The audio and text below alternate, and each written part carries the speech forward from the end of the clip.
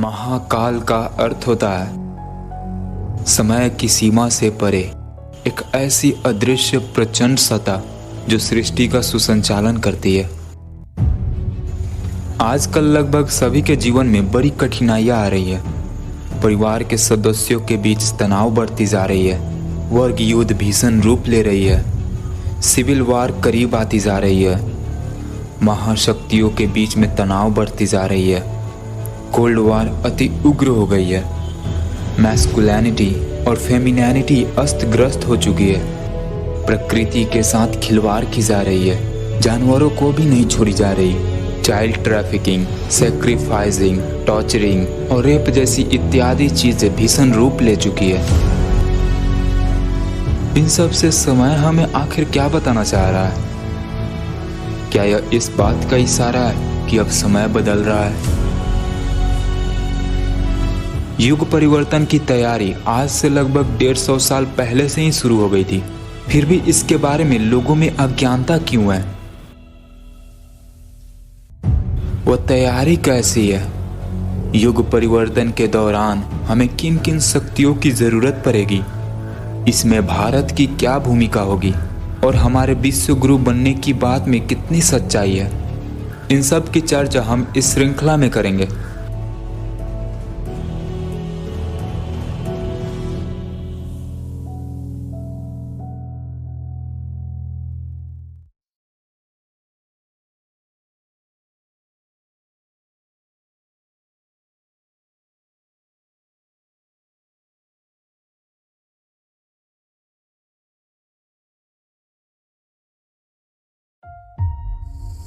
युग परिवर्तन।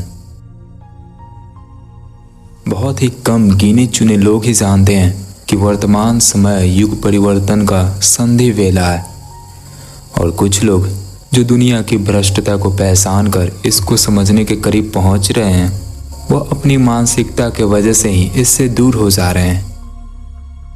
युग परिवर्तन को समझना कोई आसान काम नहीं है। इसको समझने के लिए समय को समझने की क्षमता होना बहुत ही जरूरी है। और मैं आपको बता दूं, समय को समझना इस ब्रह्मांड का एक सबसे कठिन काम है।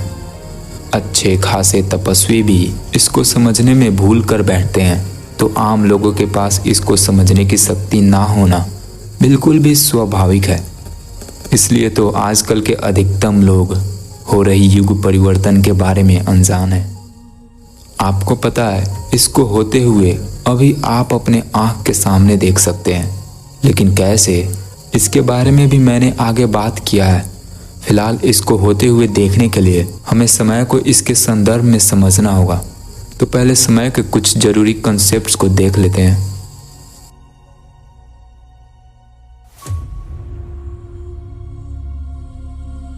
हम इंसान लंबे अंतराल से ही इसको गलत समझते आ रहे हैं। भूतकाल से ही इसे विभिन्न यंत्रों के द्वारा बांधकर सबके लिए एक समान समझने की भूल की गई है। आज भी आपको ऐसे लोग दिख जाएंगे जो इसे सीधी रेखा में चलने वाला मानते हैं, पर समय ना तो सीधी रेखा में चलता है, ना इसे कोई बांध सकता है, और ना ही ये सबके लिए एक समान चलता है। उदाहरण के लिए दो ऐसे व्यक्तियों को ले लीजिए, जिसमें से एक उदास है और दूसरा बहुत खुश है। उदासी व्यक्ति के लिए 1 घंटा ही 24 घंटों के बराबर बीतेगा, लेकिन वहीं दूसरी तरफ हर्षित व्यक्ति के लिए 24 घंटा भी एक पल के समान हो जाएगा। एक मक्खी की औसतम आयु 1 महीना का होता है और एक इंसान का 100 वर्षों का। लेकिन जब आप मक्खी के दृष्टिकोण से देखेंगे तो उसका आयु 1 महीना का नहीं बल्कि 100 वर्षों का ही प्रतीत होगा। कारण कि उसके समय का निर्माण उसके कॉन्शियसनेस, दुनिया और वाहन के क्रियाकलाप के अनुसार निर्धारित हुआ है। इसी प्रकार सबका अलग अलग निर्धारित होता है। गर्भ में जब आप अस्तित्व में आ रहे होते हैं, तब आपका समय हृदय रूपी यंत्र के द्वारा अपने आप को प्रकट करता है। इसी प्रकार सभी इंसानों का समय उनके कॉन्शियसनेस के अनुसार अलग अलग निर्धारित होता है और फिर निरंतर उनके द्वारा व्यक्त होते रहता है।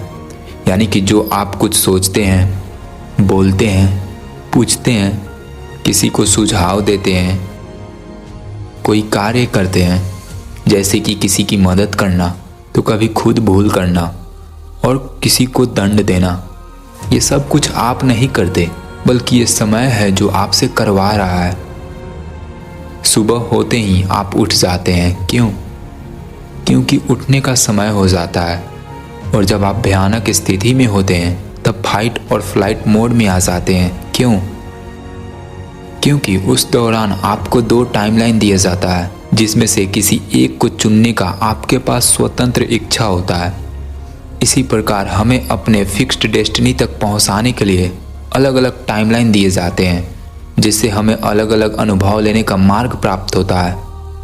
उसमें से कुछ भ्रम यानी कि गलत होते हैं। ये हम पे निर्भर करता है कि हम किसे चुने, और फिर उसी चुनाव से अच्छी और बुरी कर्म निर्धारित होती है। जब आप किसी टाइमलाइन को चुन लेते हैं तब आपकी यात्रा शुरू होती है। उस यात्रा के दौरान आपका समय अनेक लोगों के समय से टकराता है, यानी कि जब आप किसी से मिलते हैं तब आपका समय आपसे व्यक्त होकर उस व्यक्ति के समय से टकराता है। आप अपनी जिंदगी में जितने लोगों से भी मिले हैं, एक बार उसके बारे में विचार करके देखिए। कोई तो ऐसा होगा ही जिसका प्रभाव आपके जीवन में अभी तक होगा। सपोज एक व्यक्ति ने आपको कोई पाठ सिखलाया था, जिसके बाद आपकी पूरी दुनिया ही बदल गई। तो ऐसा इसलिए हुआ था क्योंकि आप दोनों का समय उस वक्त टकराया था।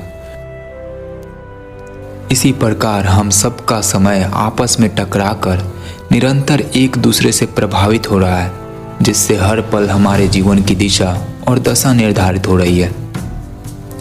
फॉर एग्जाम्पल, आप यह वीडियो देख रहे हैं, बिना कारण के तो कुछ भी नहीं होता, इसलिए कोई तो कारण होगा ही जो समय आपको इस वीडियो के जरिए बताने की कोशिश कर रहा होगा। वीडियो देखने के बाद आपके पास 2 रास्ता होंगे। अगर आप सही मतलब पकड़ लेते हैं तो सही दिशा में जाएंगे, गलत मतलब पकड़ लेते हैं तो गलत दिशा में जाएंगे।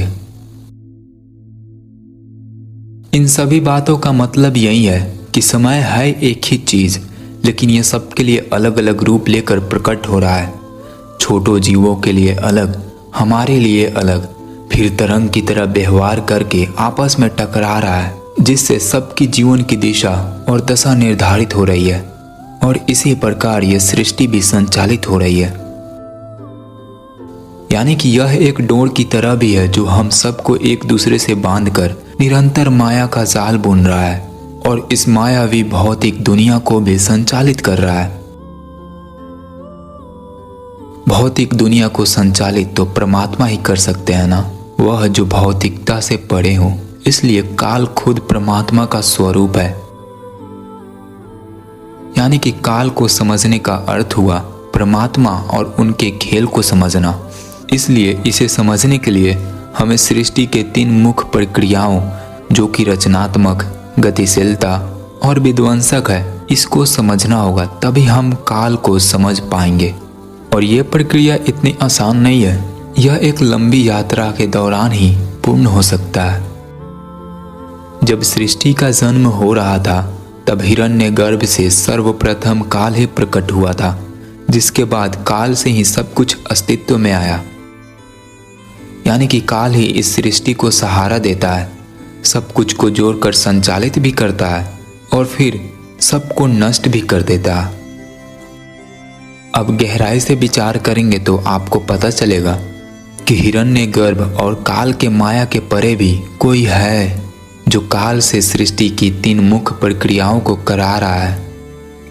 पुरातन काल के ऋषि उसी कॉन्शियसनेस को महाकाल कहे हैं, जो कि काल के भी काल है।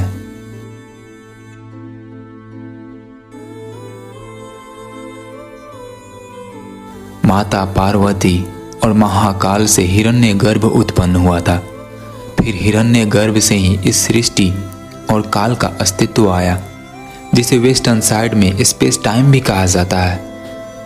इसलिए जब आप ये जान लेंगे कि कैसे काल सृष्टि को उत्पन्न करता है, कैसे इसे गतिशील बनाए रखता है और कैसे प्रक्रियाओं का विनाश भी करता है, तो आप नियति को पढ़ना सीख जाएंगे और यह जो कई सारी माया बुनता है वह माया भी आपको प्रभावित नहीं कर पाएगी, यानी कि आप काल से परे चल जाएंगे और महाकाल में विलीन हो जाएंगे।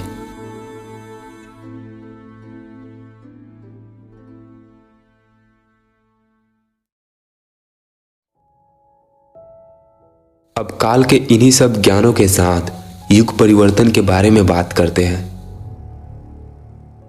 यदि मैं आपसे कहूं कि काल चक्र के अनुसार पृथ्वी अब कलयुगी समय से बाहर निकल रही है, ना कि 4,27,000 सालों बाद निकलेगी, तो बेशक अधिकतम लोगों को विश्वास नहीं होगा। इवन कुछ वैसे लोगों को भी नहीं होगा जो जागरूकता के राह पे हैं। वैसे समझदार व्यक्ति को अब इसकी प्रूफ देने की कोई ज़रूरत ही नहीं है, क्योंकि अभी हमने समय के बारे में जो ज्ञान इकट्ठा किया उसके जरिए आप युग परिवर्तन होते हुए देख सकते हैं। इसलिए माइंड को ओपन कर लीजिए, क्योंकि हम डायरेक्ट देखने के तरीके के बारे में बात करने वाले हैं।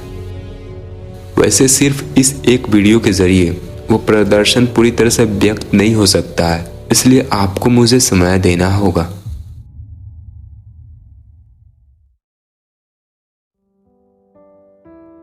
तो अगर हमें युग परिवर्तन होते हुए देखना है तो सबसे पहले पृथ्वी के समय को देखना और समझना होगा, और इसके लिए सबसे पहले पूरे पृथ्वीवासियों को एज ए कलेक्टिव देखना और परखना होगा, क्योंकि पृथ्वी का समय हम सभी पृथ्वीवासियों से प्रवाह होकर झलकता है।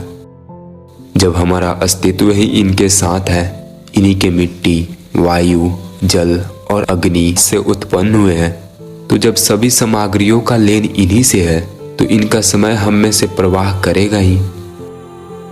इसलिए वह प्रवाह कैसा है ये देखकर और समझकर पता लगाया जा सकता है कि काल चक्र के अनुसार अभी पृथ्वी का कौन सा समय चल रहा है और यह किस तरफ जा रहा है। अब देखिए, हम पृथ्वीवासियों के द्वारा जो समय प्रवाह कर रहा है उसको देखने और समझने की क्षमता अधिकतम लोगों में नहीं है। जागरूक हो रहे लोग भी इसमें फंस रहे हैं, तो इसके फंसावे के बारे में हम बात कर लेते हैं। कल्पना कीजिए कि आप क्रिकेट खेल रहे हैं, फील्डिंग की बारी है और आप दूर मैदान में खड़े हैं। अब बॉलर ने बॉल फेंका, तो अब आप क्या यह बता पाएंगे कि बॉल विकेट पे जा रही है या नहीं? इतने दूर खड़े होकर कैसे बता पाएंगे, है ना? इसलिए यह बताने के लिए आपको बॉल से दूर करने वाली स्थान को छोड़ना होगा और फिर विकेट कीपर के स्थान पर आकर बॉल की गतिविधियों को देखकर विकेट से अलाइन करना होगा, तभी आप बता पाएंगे। ठीक इस बॉल के भांति ही काल है और विकेट नवीन युग का प्रतीक है।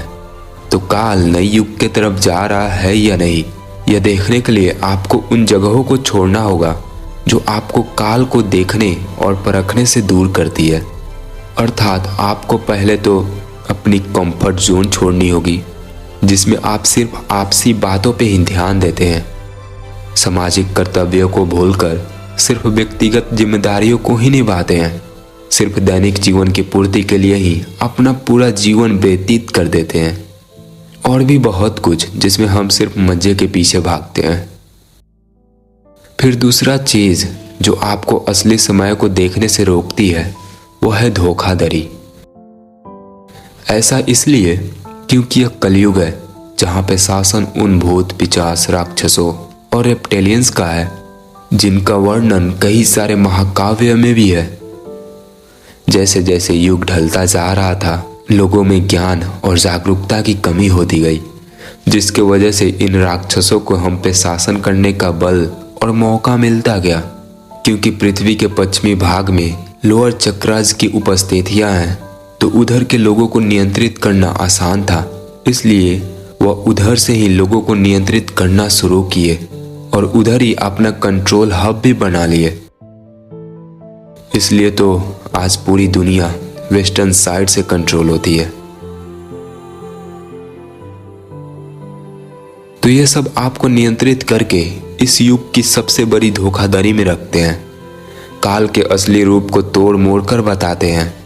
ज्ञानों और सूचनाओं के साथ छेड़खानी करके असली समय को देखने से दूर करते हैं। आर्ट्स ग्रंथों में जो हेर फेर हुई है उसमें इनका भी हाथ है।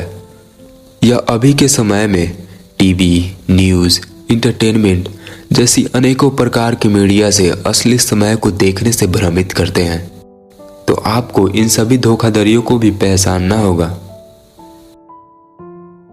अब तीसरी चीज जो आपको असली समय को देखने से रोकती है वो है आपका माइंड। बेशक पिछले 2 पॉइंट्स में भी लोग माइंड के वजह से ही फंसते हैं, लेकिन उसको मैंने हाईलाइट किया क्योंकि इस युग का सबसे बड़ा धोखाधड़ी वही है। लेकिन इस तीसरे पॉइंट में हमारे माइंड के अनगिनत धोखे आ जाते हैं। इसके अंतर्गत मैं कुछ और धोखेधड़ी को हाईलाइट करना चाहता हूँ जिसमें जागरूक हो रहे लोग भी फंस रहे हैं। पूर्वीय भाग में लोग मानव धर्म के प्रति जागरूक हो रहे हैं, लेकिन जैसे इधर कई लोग रूढ़िवादी में फंसकर सिर्फ कर्मकांड पे ही विश्वास करते हैं, वैसे ही अधिकतम लोग ज्ञान को भी रूढ़िवादी तरीके से ही ले रहे हैं। जैसे कि मैंने एक पंडित जी को देखा जो कि सोशल मीडिया पे काफी बड़े इन्फ्लुएंसर हैं, उनके मिलियंस ऑफ फॉलोअर्स भी हैं। वह कह रहे थे कि कलयुग 4,32,000 सालों का है।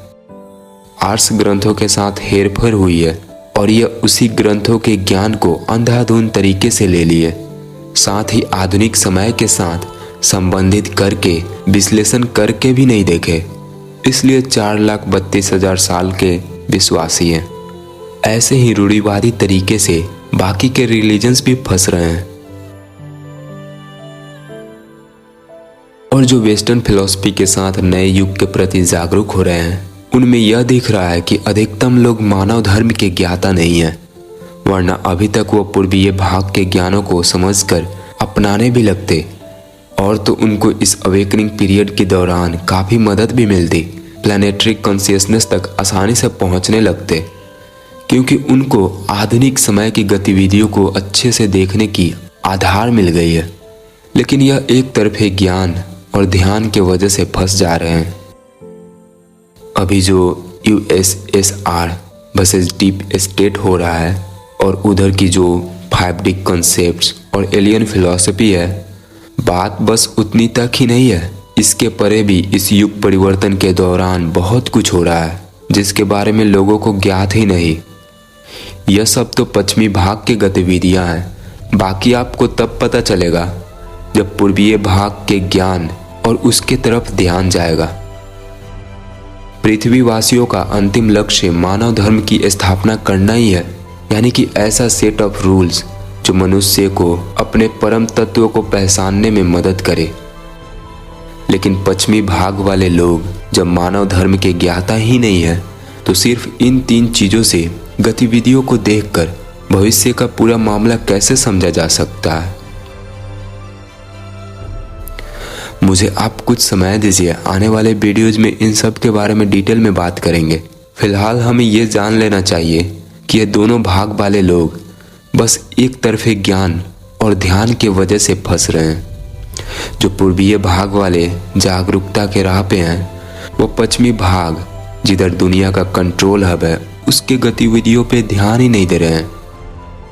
और जो पश्चिमी भाग वाले हैं और जो पूर्वीय भाग में रहकर पश्चिमी ज्ञानों को कंज्यूम कर रहे हैं, इसमें से अधिकतम लोग पूर्वीय भाग जो कि चक्र के अनुसार पृथ्वी का उच्च भाग है, उसके ज्ञान और गतिविधियों को देखने और समझने की कोशिश नहीं कर रहे हैं। बस इसीलिए यह सब फ्लक्चुएशन हो रहा है। जब आपका दोनों तरफ ध्यान जाएगा तो पश्चिमी भाग में कलयुग की भ्रष्ट प्रणालियों की खात्मा होते हुए दिखेगा और पूर्वीय भाग में भी वही दिखेगा। साथ में जो विनाश के बाद नई सभ्यता बैठेगी उसका दृश्य भी दिखेगा। दोनों भाग में काफी ज्यादा रोमांचकारी दृश्य बना हुआ है। जब आप दोनों तरफ का ज्ञान लेके दोनों तरफ ध्यान देंगे तो पृथ्वी का पूरा मामला समझ आने लगेगा और जो गैलेक्टिक फेडरेशन, एलियन मिस्ट्री, ऐसी जो चीजें हैं वो भी हल हो जाएगी। कैसे होगा इसके बारे में हम जल्दी बात करेंगे आने वाले वीडियोस में। फिलहाल एक बात याद रखिएगा, पृथ्वी का समय दोनों भागों से झलकता है। तो सिर्फ एक तरफा ज्ञान और ध्यान से पूरी मामला नहीं समझा जा सकता है। एक तरफ ध्यान देंगे तो अनअवेयरनेस वाली जाल में फंसेंगे और जो कंक्लूजन्स निकालेंगे उसमें भी कुछ गलतियां होगी।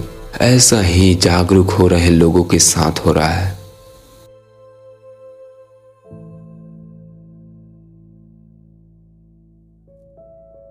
यह तीसरा पॉइंट बस कुछ ही लोगों के लिए था। अगर आपको नहीं समझ आया तो पहले के 2 स्टेप्स को पार करने होंगे। फिर आपको यह कलयुगी दुनिया कैसे काम करता है इसका सारा मैकेनिज्म पता चलने लगेगा। आप देख पाएंगे कि कैसे आप कुछ रईस लोगों के द्वारा बनाए गए भ्रष्ट प्रणाली में फंसे हुए हैं और कैसे आपको अनेक तरह के मीडिया के द्वारा भ्रमित किया जा रहा है। बताते कुछ और हैं और बैक स्टेज पे कुछ और कर रहे हैं। और भी बहुत कुछ के बारे में जानेंगे आप, जिसके बाद आपको आज के समय का असली स्वरूप और गतिविधियां दिखने लगेगी।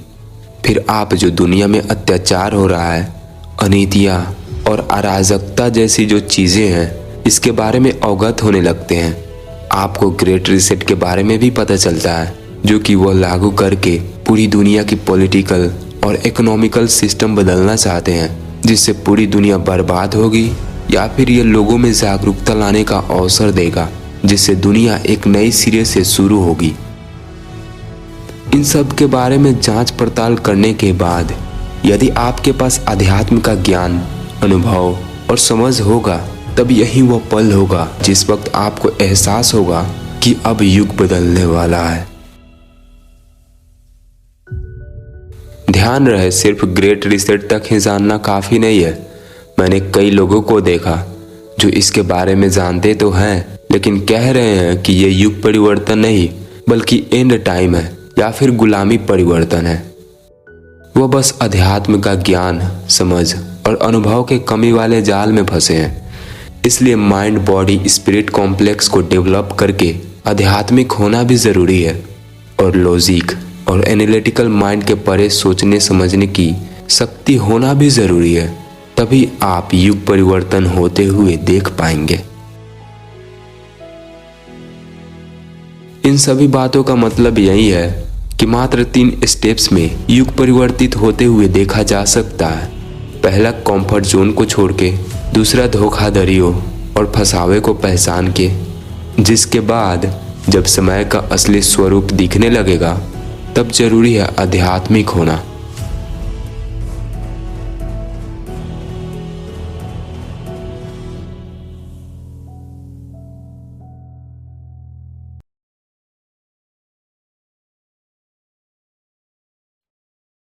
बचपन से जो आप पढ़े हैं, समाज ने सिखाया है और दैनिक जीवन में जो व्यस्त हैं, इन सब के माया से जब आप निकल कर देखेंगे तो पूरे विश्व में बहुत ही विचित्र स्थिति बनी हुई दिखेगी।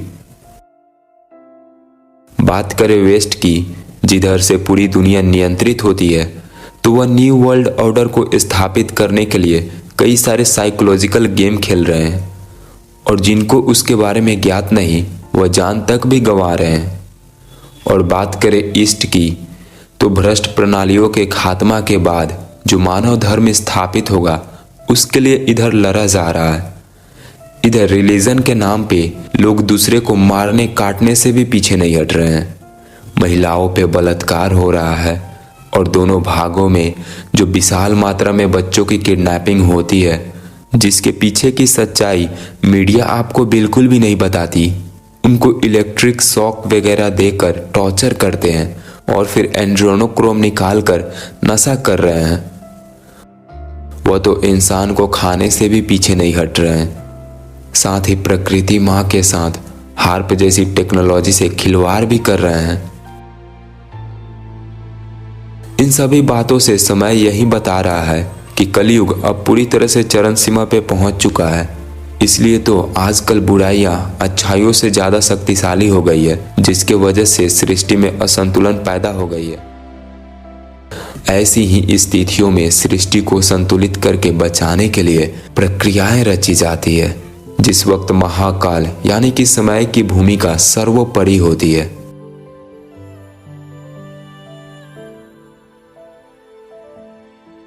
अभी के दौरान बुराइयां अच्छाइयों को पूरी तरह से खत्म करने पे तुली है, उसी दौरान बीच में जागरूक लोगों की ज्योति प्रज्वलित हो रही है। यानी कि समय का खेल अब शुरू हो चुका है। अब अच्छाइयों और बुराइयों का समय रौद्र रूप यानी कि भीषण रूप लेकर आपस में टकरा रही है, जो कि सब कुछ बदल देगा। इस टकराव से लोगों को सीख लेकर अपनी नीतियां सही करनी ही होगी, वरना अपनी भूल के कारण बुराइयों के द्वारा मारे जाएंगे या फिर बुराइयां अच्छाइयों के द्वारा मारे जाएंगे।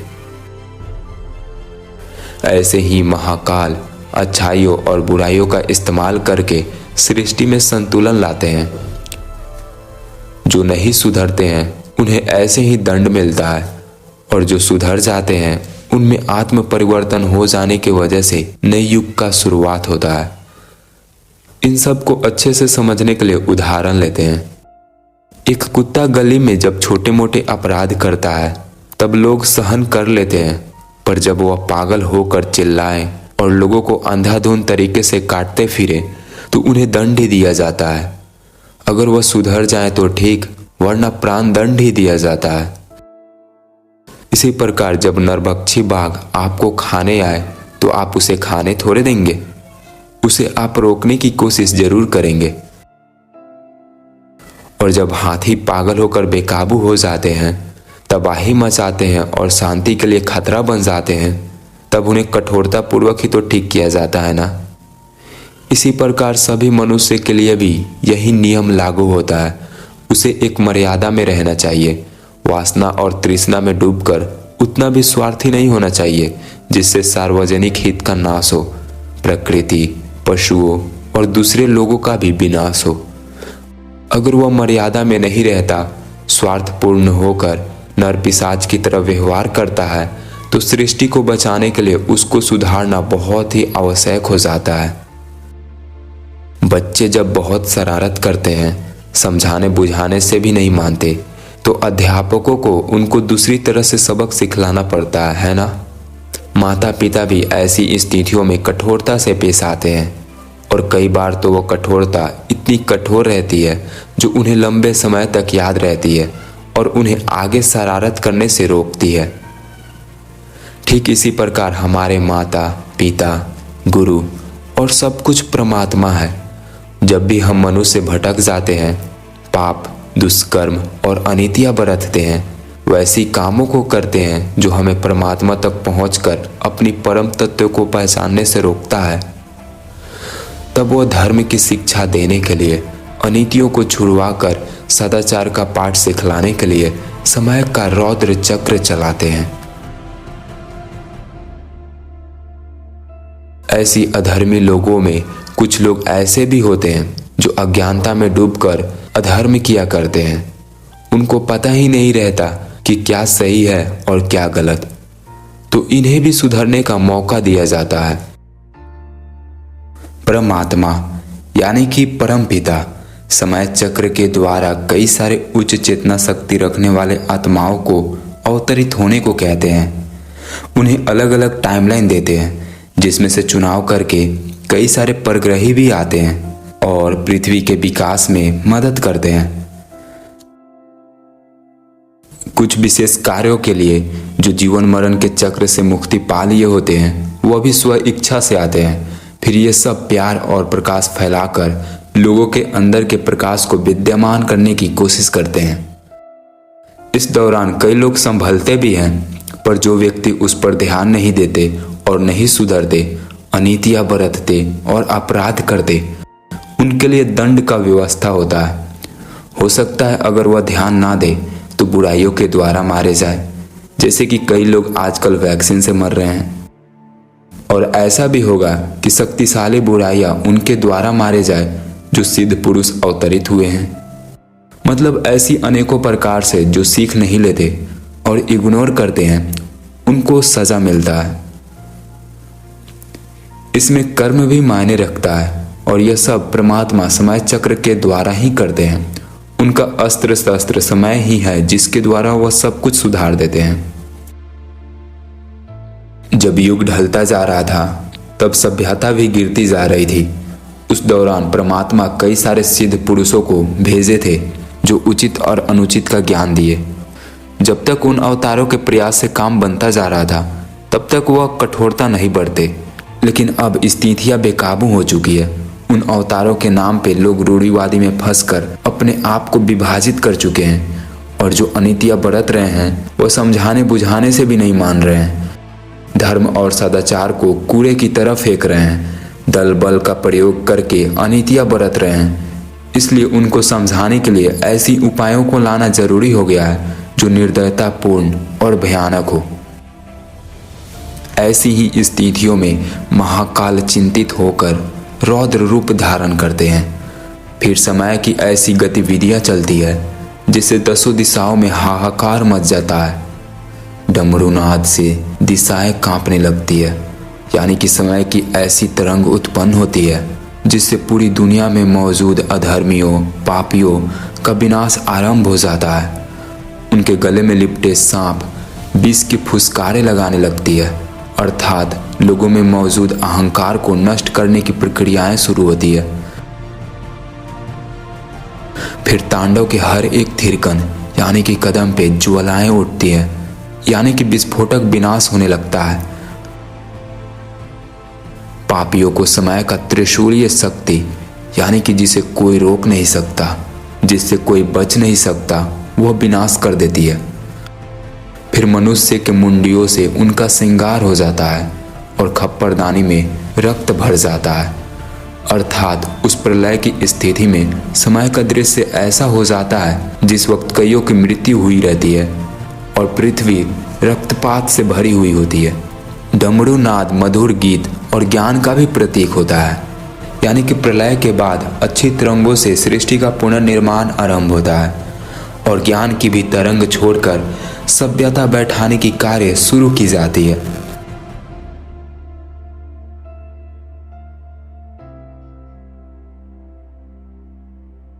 इन सभी बातों का मतलब यही है कि प्रलय के वक्त जैसी समय की गतिविधियां चलती है उसी चाल को रौद्र रूप कहा गया है, जिसके द्वारा वह सब कुछ नष्ट हो जाता है जो अशुभ होता है। वैसे कई बार इस प्रलय के वक्त निर्दोष भी चपेट में आ जाते हैं, पर असल में वह निर्दोष दिखते हैं, होते नहीं। जैसे कि आपको पता ही होगा, अपराध करना एक पाप है, पर उसे रोकने के लिए कोशिश ना करना, निरपेक्ष भाव से पड़े रहना भी अपराधी ना होने का चिन्ह नहीं है। जब कोई अपने काम से मतलब रखता है और निरपेक्ष भाव से पड़े रहता है तब यह देखने में तो काफी निर्दोष और भोला भाला प्रतीत होता है, पर असल में यह बहुत ही असामाजिक और तुच्छ व्यवहार है। ऐसा इसलिए क्योंकि हम मनुष्य सामाजिक प्राणी हैं और हमारा व्यक्तिगत विकास तब होता है जब समाज का प्रगति हो, सुंदर व्यवस्था हो और शांतिमय हो। इसलिए सभी मनुष्य को निजी स्वार्थों से परे सोचकर समाज के कल्याण के लिए भी योगदान देना चाहिए। उसका यह कर्तव्य बनता है कि जो अनितियां हो रही है उसे रोके, वरना उचित दृष्टिकोण से यह अपराध ही कहलाता है।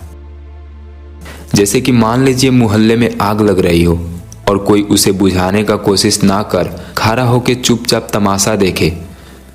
एक व्यक्ति हत्या कर रहा हो और उसी के पास खड़ा हुआ एक व्यक्ति उसे रोकने का प्रयास ना करे। मोहल्ले में चोरी डकैती हो रही हो और किसी को पता ना हो कि यह सब कौन कर रहा है, और जिसको पता है वो मोहल्ले वासियों को सावधान ना करे, या फिर कोई गली में एक महिला को छेड़ रहा हो या फिर किसी का किडनैपिंग कर रहा हो, तो यह सब देखते हुए भी कोई बचाने का प्रयास ना करे तो वह एक अपराधी ही तो है। भले ही आजकल का कानून ये सब अपराध ना माने, पर जानते तो आप भी हैं कि आज का प्रणाली कितना भ्रष्ट है, तो वह ऐसे लोगों को अपराधी कैसे मानेंगे। असल में समय की सत्ता में ऐसी स्वार्थी लोगों का व्यवहार अपराध करने के बराबर ही होता है। हमसे ज्यादा उच्च चेतना शक्ति रखने वाले और भगवान की उपाधि हासिल करने वाले, जो कि धरती माँ, चांद, सूर्य आदि हैं, वह सामूहिक सुख शांति और सुव्यवस्था की जिम्मेदारी हर मनुष्य के कंधों पर रखे हैं। इसलिए स्वयं अपराध करना ही काफी नहीं है, बल्कि दूसरे को करने से रोकना भी कर्तव्य है। सिर्फ खुद उन्नति करना, सदाचारी बनना ही काफी नहीं है, बल्कि दूसरों को भी ऐसी सुविधा मिले, इसके लिए भी प्रयत्न करना जरूरी है।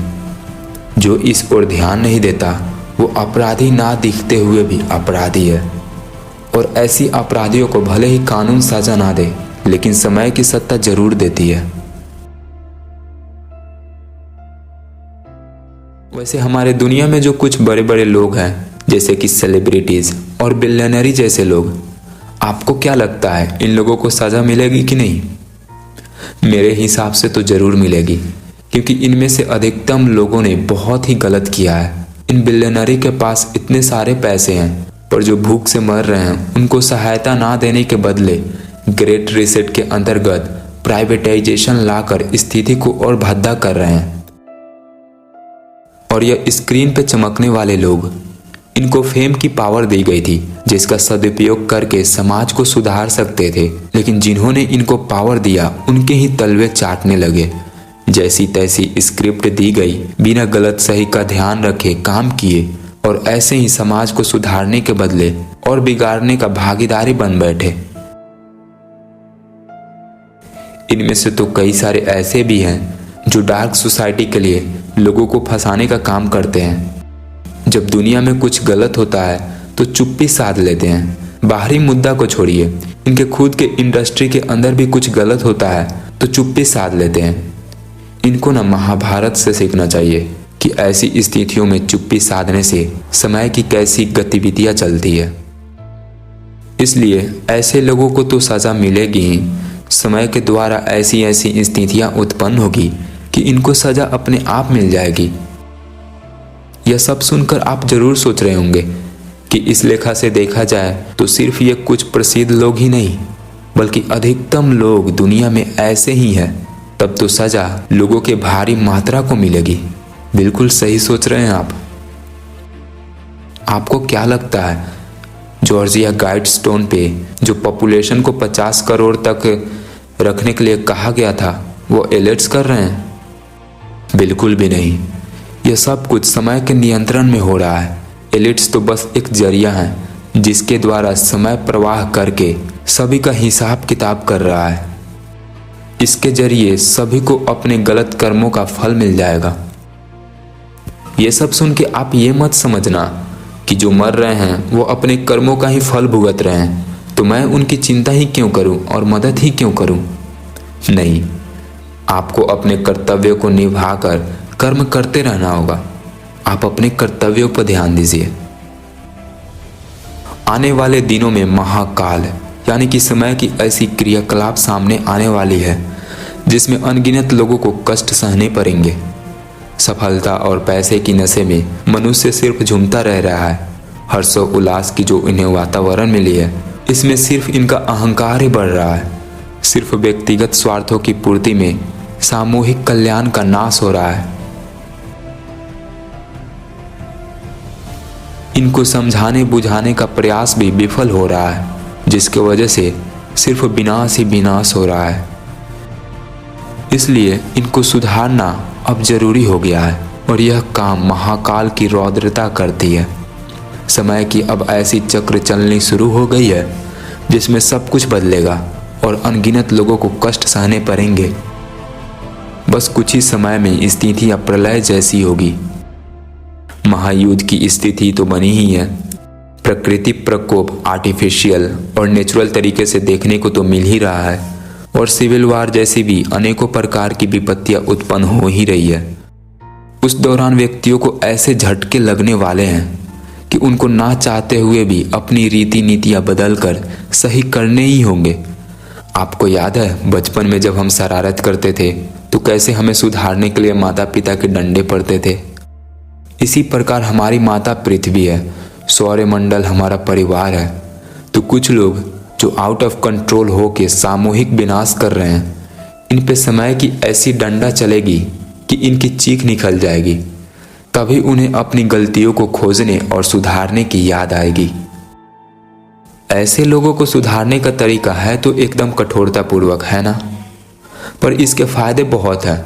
जिस प्रकार सोने को तपाने से उसका मैल जल जाता है और चमकने लगता है, उसी प्रकार जब ऐसे लोगों के जीवन में संकट आती है और उनको चोट पहुंचती है, तो उनकी चेतना शक्ति के ऊपर जो ईगोटिक परत है वह जल जाती है और फिर अंदर की प्रकाश विद्यमान हो जाती है।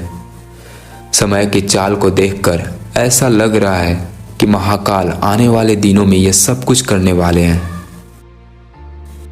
हमें अब यह भी समझ लेना चाहिए कि महाकाल सिर्फ सरकारों और सेनाओं के माध्यम से ही प्रवाह होकर और विनाश करके नए युग का निर्माण नहीं करते हैं, बल्कि उनका क्षेत्र बहुत ही व्यापक है।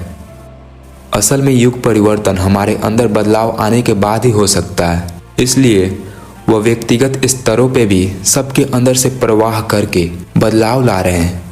ये कैसे हो रहा है ये देखने के लिए आप मिलाना आजकल कईयों को आपसी जीवन में बहुत ही कठिनाइयों का सामना करना पड़ रहा है, किसी को ज़्यादा तो किसी को उनकी योग्यता के अनुसार कम। इसमें शायद आप भी हो सकते हैं। असल में यह समय है जो सबके अंदर से प्रवाह होकर एक दूसरे से टकरा रहा है और ऐसी स्थितियां पैदा करके सबको सीखने और समझने का अवसर दे रहा है ताकि वह मजबूत बने और अपने अंदर बेहतर बदलाव लाए।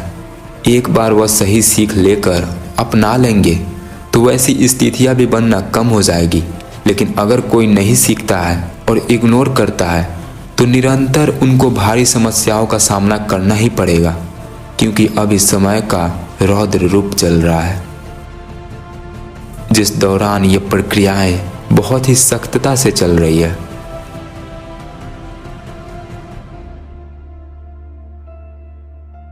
तो इस तरह से भी नए युग का निर्माण कर रहे हैं। अब यदि हम अपने दृष्टिकोण को ऊपर करते हुए देखें तो जो पारिवारिक समस्याएं हैं उसके जरिए भी संबंधों में समझ को बढ़ाने के लिए प्रयत्न की जा रही है। साथ ही कई जगहों पे जो हड़ताल, घिराव, धारणा और कलम बंद जैसी आंदोलन हो रही है, यह सिर्फ आर्थिक कारणों की वजह से ही नहीं हो रही है, बल्कि लोगों की मनोभूमि को जब चोट पहुंच रहा है तब ऐसा हो रहा है। यह इस बात का प्रतीक है कि लोग अब अच्छा और बुरा का फर्क देखकर एक अच्छी सुव्यवस्थित प्रणाली का मांग कर रहे हैं, और जो भाषा, जाति और संप्रदायों को लेकर जो सिविल वार की स्थिति बन रही है, इसके जरिए यह पाठ पढ़ाया जाएगा कि क्या उचित और अनुचित है। इसके अंतर्गत जो लड़ाइयाँ होगी वो लोगों के अंदर ऐसी भय को उत्पन्न करेगी कि आपसी तनाव सच को स्वीकारने के साथ साथ शांत हो जाएगी। जो महायुद्ध की स्थिति रशिया और कबाल्स के बीच में बनी हुई है, इसके जरिए कलयुग की भ्रष्ट प्रणाली को खत्म की जाएगी। मतलब ऐसी अनेकों प्रकार से समय के द्वारा नए युग का निर्माण हो रहा है। बस जरूरी है ध्यान देना और अपने समझ शक्ति से समझने की कोशिश करना। संधि वेला की घटनाएं प्रकृति में भी देखने को मिल रही है। जो इंसानों की स्वभाव और मन की प्रवृत्तियां होती हैं, ये पृथ्वी के ह्यूमन रेजोनेंस को प्रभावित करती है। इंसानों की जैसी स्वभाव और प्रवृत्तियां होगी, उसी के अनुसार पृथ्वी का वातावरण भी होता है। सतयुग में जब लोगों में गुणवान प्रवृत्तियां थी, तब उसके परिणाम स्वरूप प्रचुर वर्षा, धन, अच्छी जलवायु और अनेकों प्रकार की अनुकूल और सुखद उपलब्धियां सामने आती रहती थी। प्रकृति मानव के सुख साधन के अनुकूल चलती थी। ऋतुएं भी ठीक काम करती थी। मानिए ऐसा कि धरती, माह और आकाश हमें सभी मंगलकारी उपलब्धियां देती थी, जिसके वजह से सभी तरफ स्वर्णिम परिस्थितियां थी। लेकिन जैसे जैसे लोगों की सजनता और अच्छी प्रवृत्तियां गिरती गई, लोगों में दुष्टता, दुर्बुद्धि और पाप का पलड़ा भारी होता गया। वैसे ही प्रकृति में भी बुरा प्रभाव पड़ता गया। धरती की हार्ट बीट खराब होती गई, जिसके परिणाम स्वरूप अकालता, भूकंप, बाढ़, ज़्यादा वर्षा तो कभी कम वर्षा और ज्वालामुखी विस्फोट जैसी अनेकों प्रकार की प्रक्रियाएं देखने को मिलती है। यदि आप गौर करेंगे तो यह सब आजकल बहुत ही हो रहा है। जो आर्टिफिशियल तरीकों से राक्षसी दलों के द्वारा हो रहा है, वो भी तो दुर्बुद्धि के कारण ही हो रहा है। यह सब इस बात का संकेत है कि लोगों का स्वभाव और प्रवृत्तियां बहुत ही नीचे गिर गई है, जिसे प्रकृति भी सहन नहीं कर पा रही है। और मनुष्य, इनके बीच तो अपराधों की इतनी ज़्यादा वृद्धि हो गई है कि आपसी डर और संकट मंडराता रहता है। ऐसी गलत मनोविकार के वजह से लोगों को कई सारे शारीरिक रोगों का भी सामना करना पड़ता है और परिवार में तो तनाव भी रहती है। आज्ञाकारी बच्चे होने के बदले मुंह लड़ाने वाले और हाथ उठाने वाले बच्चे दिखते हैं। इन सब के वजह से घर नरक सा बन जाता है। जिसके साथ अनगिनत एहसान किए थे वही विश्वासघात करके चोट पहुंचा देता है। मित्रों के रूप में विश्वासघाती भेड़िए नजर आते हैं।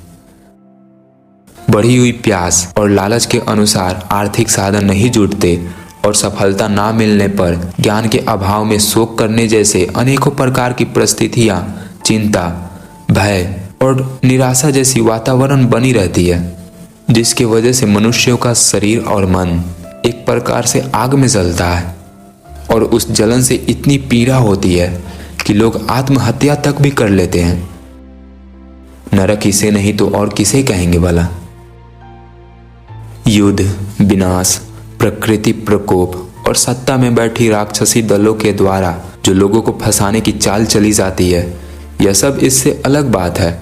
वही मनुष्यों का सब कुछ उलट पुलट कर रख देता है।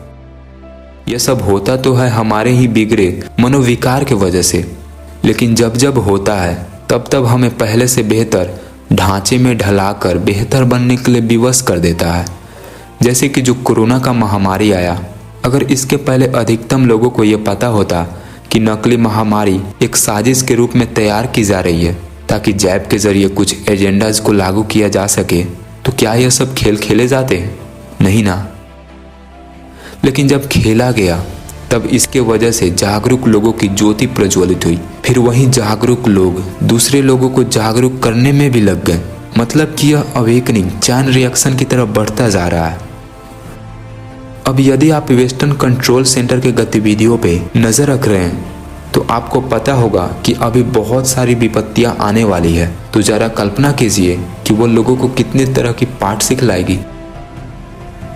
ऐसी और भी कई तरह की बातों का निरीक्षण करने से यही पता चल रहा है कि अभी संधि वेला की अवधि चल रही है और हो रही और आने वाली जितनी भी घटनाएं हैं वह संधि वेला की महत्वपूर्ण घटनाएं हैं, जो कि एक कैटलिस्ट की तरह काम करके लोगों की सोच में और बाहरी दुनिया में बदलाव ला देगी। वह सारी विपत्तियां संभवतः लोगों में जागरूकता लाएगी। अगर ऐसा हुआ तो नवयुग के निर्माण के लिए उन्हें मंगलकारी ही कहा जाएगा। इसलिए जो भी हो रहा है अच्छे के लिए हो रहा है।